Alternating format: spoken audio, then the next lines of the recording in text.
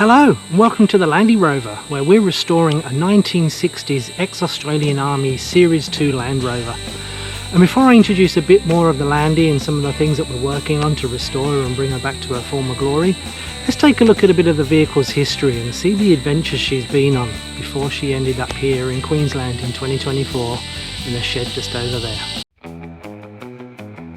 Our Landy Series 2 was born right at the start of the swinging 1960s in Solihull, just outside of Birmingham in the United Kingdom.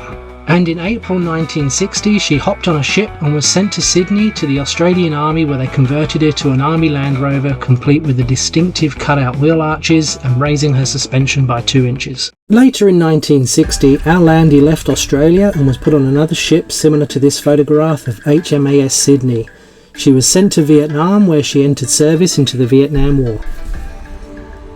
Based on her chassis number, we can find out a little bit more about what she did in the war. Based on this record above, her Army registration number was 111387, and she would have had this on a form of licence plate on the front and the back of the vehicle. She is also a 109-inch wheelbase and was manufactured and entered service in 1960. We can also see that she was a flatbed truck, so she wouldn't have had the roof on her that she does now, and she would have also been in a convoy of workshop vehicles similar to the photograph on the bottom left to support the ANKP-Q1 mortar tracking radar, which is the photo on the right. These radar systems were used to detect where mortars were being fired from, and then the coordinates were radioed back so artillery could target it.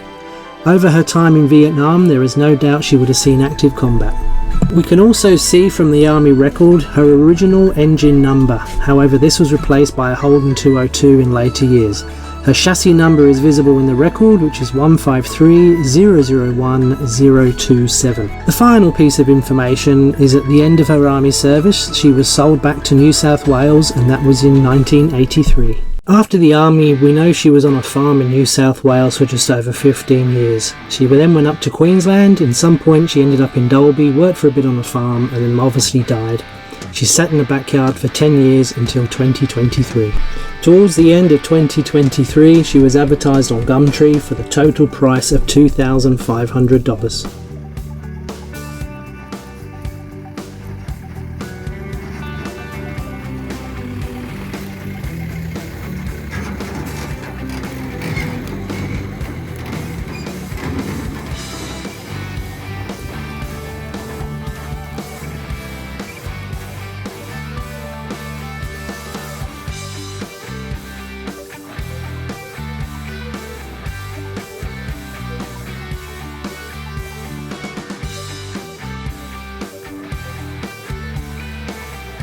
So the Landy's arrived, it's in southeast Queensland, and I think it's got everything that we need to get her going again.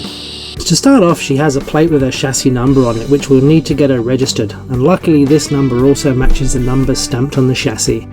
She also has a steering wheel, which is kind of handy, and the steering sort of does work, however we do need some new ball joints. She also has a speedo, which is registering 53,000 miles on the clock, however there isn't a speedo cable attached to it anymore. So that's some of the basics. Let's just see what's actually working on this thing.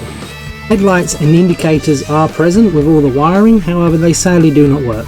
The handbrake and brakes are present, however sadly all the pipes have corroded and there's no brake fluid. The engine is a Holden 202, which would have replaced the original Land Rover engine, however that doesn't work either and is totally ceased. And finally, there's lots of gauges, but the wiring is a complete mess and none of those work either. So there we have it, a Land Rover that needs some serious attention, but I guess we can say she has actually been in the wars. Over the series of the Land Rover, we'll be doing some show and tells of how we're doing things, we'll be giving progress updates, and we'll be getting her back on the road, hopefully up to the point of where she's roadworthy, and then love to take on a few more adventures. If you'd like to follow the restoration on how we go on the Land Rover, click on the subscribe button, click on the like button if you like the content, and I'll leave you with the one thing that does work on the Land Rover right now. Thanks for watching.